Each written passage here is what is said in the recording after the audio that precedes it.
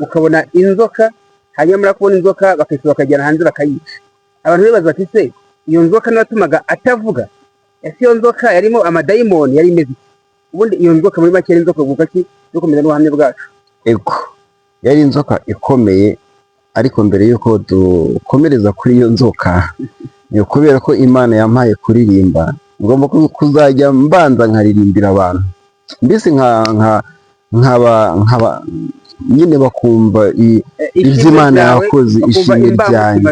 Yego nta na kimwe kizambuza kukuririmbira Mana, nta n'ikindi kizamagarika kuko amamaso Mana, ni wowe wankujije unampa kuvuga, ni wowe wanyeretse iyi nzira inogeye, ni wowe wankujije unampa kuvuga, ni wowe wanyeretse iyi nzira inogeye, cya gihe nari nayobye, ni wowe wanyoboye unyereka inzira, ngo sinzongere kuyobagurika, na cya gihe ntari natanye, ni wowe wangaruye unsubiza mu rugo, umva umwana nk'abandi. Amina, amina. Twibutse ko ahantu heza wakora ubukwe, ariko wararongoye, ahantu heza wakora ubukwe kuri Life Center i Kabuga, ahantu hari jaride nini cyane, n'ubukwe 10 bwahabera. Afite ibyumba byiza byo gutwikuriramo, afite amazu meza, niho dukorera ibiganiro byacu. Ni hafi y'Intare Arena ndetse na hafi ya Jari. Rero muhagane, nimero zabo turashyira kuri screen, kandi natwe mwatubaze. Dukomeze n'ubuhamya bwacu rero. Iyo nzoka ari inzoka bwoko ki? Ego iyo nzoka rero ni inzoka y'inshira, inzoka yari nini cyane, twari tumaranye igihe mu nzu ariko tutabizi, kubera ko njyewe ntavugaga. Ubwo ijya ku myenda yanjye, wenda wasanga yari imaze no kugera kuba yarya imbeba, yagira gute ntabwo mbizi, ariko nyine icyo gihe dukunda kuvuga ngo nyine ngo Satani, ngo niyo wenda wasanga ari Satani ushaka kugira ngo twe abone ko nanze kujya kwiga kubera nyine ubushake, kubera kwanga kwiga, nyine abigenza gutyo. Ariko nyine kubw'Imana barayibonye, turayisohora, nyine barayica, kandi basanga ari inzoka nini cyane, ifite 2.2 metero n'igice. Iyi yari inzoka nini cyane, ariko izo ni ingaruka zo kutavuga. Iyo nzoka se hari ahantu ari huye no kutavuga kwawe? Ugenda abantu babyita amadayimoni n'ibindi? Oya, nta hantu byari bihuriye. Nabivuze mu kiganiro cya mbere, kutavuga nararwaye ndi umwana, narwaye mugiga, ndwara banca ibirimi, banca mbese indwara nyinshi zimuriraho nizo zateye, kuko hari na benshi icyo gihe barwaye mugiga bibakurizamo kutavuga burundu. Njye navuga ko ari amashimwe, nshimiye Imana ko nayisabye kuvuga ndi umwana ikampa kuvuga. Mbese ni ubuhamya bukomeye, ni ikintu nabwira umuntu ntacyumve, ariko muntu udukurikiye aho waba uri hose, haba mu Rwanda haba hanze, wumve ko Nyagasani agikiza. Imana irakora cyane pe, irakora, kandi na n'ubu iracyakora, kandi na n'ubu ndacyari kumwe nayo. Wavuze ko utaravuga wagiye mu ishuri, bamwe bakubwira ko ugomba gutaha ntukomeze ishuri kubera ko utavuga, wamara kuvuga ukagaruka. Ese umaze kugirirwa bitangaza ukavuga, wasubiye mu ishuri wabashije kwiga? Ego maze kuvuga, nasabye umubyeyi gusubira mu ishuri, kubera nanabivuze mu kiganiro cya mbere, nyine nasabye umubyeyi gusubira mu ishuri, kubera ari njye wari mu rugo nkora ibintu byose, nyine abona ningenda imirimo irangirika, amatungo ntarabona umuntu uyaragira, ariko icyo gihe hahise haza umushinga bitaga kacaga wazanywe na Adara Rwanda, wigisaga abantu nyine bacikanwe n'amashuri. Ubwo rero waje gukorera hafi y'aho twabaga, njyewe ubwanjye njya kwishakira ishuri, mbese naraforosheje kwishakira ishuri, ariko mbabwira ko bazajya bampa kwiga igitondo gusa, noneho ikigoroba nari mfite undi muntu wansigariraga kunyuza ku matungo, noneho nkamusimbura. Ubwo rero icyo gihe bigenda gutyo, mvayo naniguriye amakayi kuko ndi wa mwana watangiye gushaka amafaranga ndi muto. Naragendaga aho twabaga nyine twahinze, aho basaruye, nkagenda ngira nyine guhumba. Abantu benshi barabizi, bazi guhumba, kwa kugenda aho basaruye ukagenda utoragura ibyasigaye inyuma.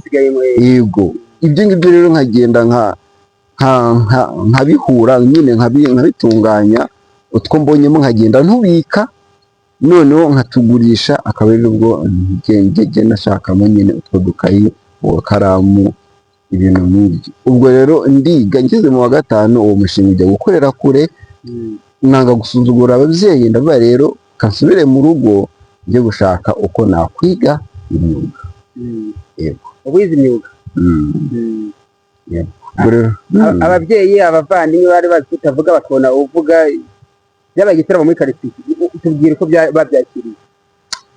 Abenshi barishimye, ariko nyine bakabona kuvuga ntibiri kuza neza, ndaruka cyarwana nabyo nyine nkagaganyuza kugira ngo ijambo ribashe kuza, ariko benshi batangira kubyakira, ahubwo batangira kwibaza, ese uyu mwana ni iki kimuvuye, ese bigenze gute? Ariko nyine ryari ibanga ryanjye n'Imana.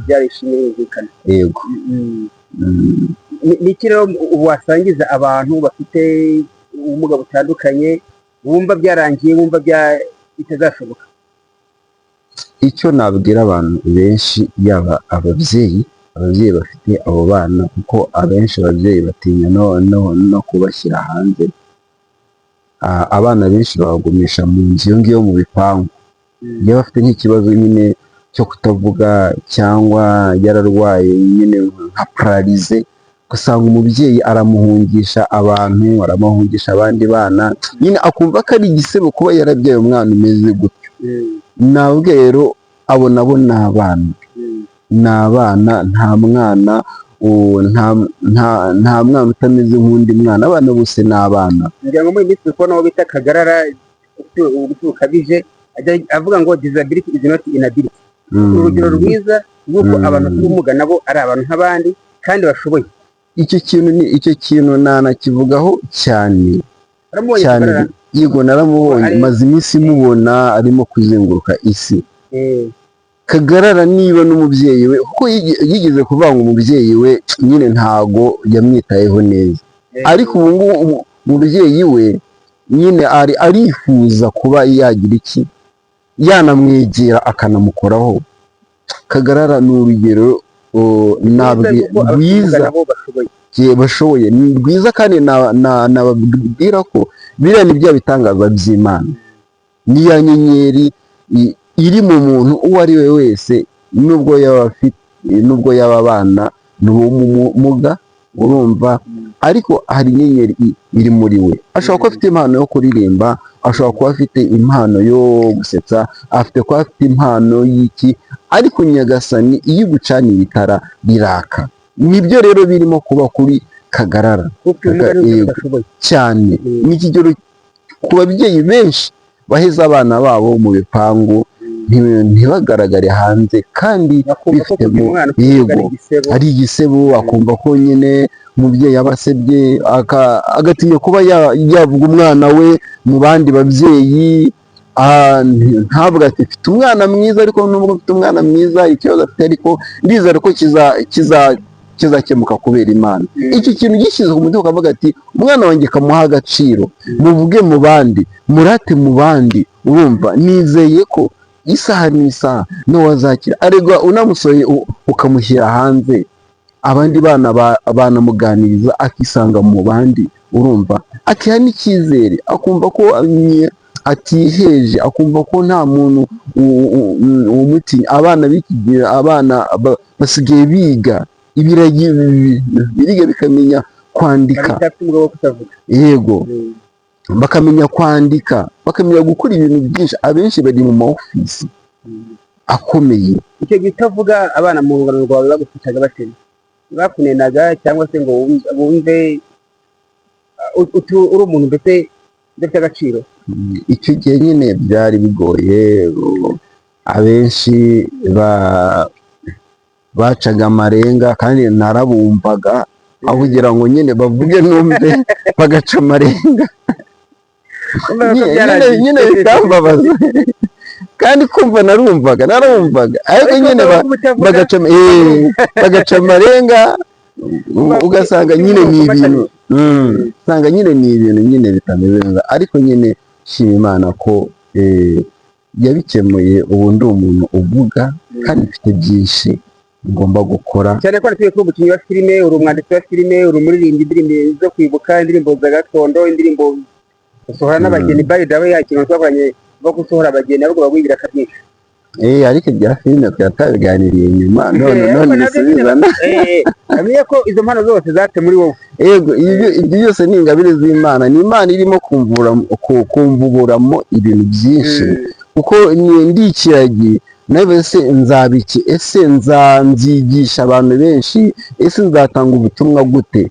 Ariko Imana yampaye kuvuga, imvuburira ibintu byinshi bigiye bitandukanye, impano nyinshi, nubwo ntarabona ubwa bushobozi bwo kuba izo mpano nyinshi nazigaragaza hanze, ariko nizeye uhoraho ururema ari kumwe nanjye. Hari byinshi agenda ankorera, uko umwaka ushize ankorera ibintu bikomeye cyane, kandi nizera ko ibyo byose mu minsi mike idatinze muzajya mubona, buriya haba ku ma-TV, haba ku mashusho media, habaye hose mubona Jado Inganzo muri sinema nyarwanda, mu ndirimbo zigiye zitandukanye, kubera ubuntu bw'Imana. Ndizeza ko ntazabatenguha, kandi buno buhamya nzakomeza mbatange, kuko ni ikintu Imana yankoreye kirimo gutuma ntatuza. Niyo ngiye kuririmba habaye nka konseri, niba ufite ubukwe wazahamagara nkasohora umugeni, sohora abageni, yaba anniversary ndakuririmbira. Iyo ni ingabire Imana yampaye kandi ngomba gutanga. Waba ushaka kumenya kuririmba, nakwigisha kuririmba, kuko nabiherewe ubu nakwigisha kuririmba. Tugana ku kiganiro cyacu rero, waturirimba akaririmbo ko gusohora abageni kamwe konyine, kugira ngo wumve ko iyo mpano ifite wa muntu aratubeshye byose kubyishyiraho kandi ntabishoboye. Ndashaka kukubona, cyosohoka mama bakubone. Ndashaka kukumva buri gihe kuba iruhande rwanjye. Ibuka umunsi wa mbere duhura, nkoma nkataha, sibyo nari mfite, unyereka ikinyabupfura cyinshi, ujya hasi umfasha kubitoragura. Sinshaka kugusiga, ndava aha ngaha uko nkutwaye. Sinshaka kukureka, uri uw'ingenzi iteka mu buzima bwanjye. Oya mama, yewe urakabavukanye ko mu mbavu zanjye. Turagushimiye cyane, ubutangikenera neza kuzagaruka. Yego, ciao, mukore subscribe, share, comment kuri Bosco Insight TV ndetse na Jado Inganzo TV.